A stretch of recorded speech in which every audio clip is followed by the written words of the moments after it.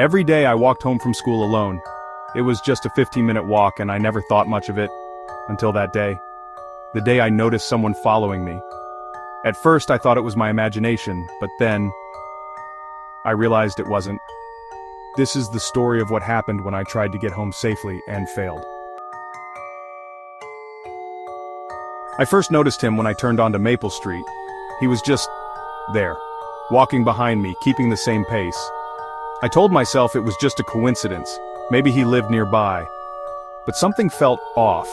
His face was hidden under his hood, and he never looked away from me. I decided to take a shortcut through the alley. Big mistake. As soon as I turned the corner, I heard his footsteps quicken. My heart raced. I didn't dare look back, but I could feel him getting closer. I started running, but no matter how fast I went, he was always right behind me. I finally reached Mrs. Henderson's house.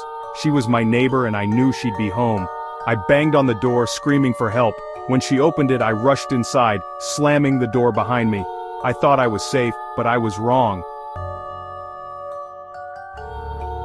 Mrs. Henderson calmed me down and called the police, but when they arrived, the man was gone.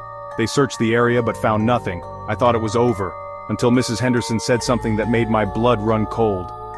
She said, "I've seen him before, he's been watching this house for weeks." That night I couldn't sleep. I kept thinking about what Mrs. Henderson said. I decided to look up recent news in our area, and that's when I found it. A missing person report. The photo was blurry, but I recognized him immediately.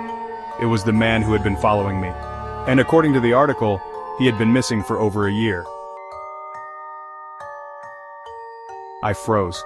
He was standing right outside my window, staring at me with those empty eyes. I wanted to scream, but no sound came out. And then, he smiled. It wasn't a normal smile. It was twisted, unnatural. That's when I realized he wasn't human. The next morning I woke up in my bed, thinking it was all a nightmare. But then I saw them, muddy footprints on my floor, leading from the window to my bed. He had been in my room, and he's still out there, waiting.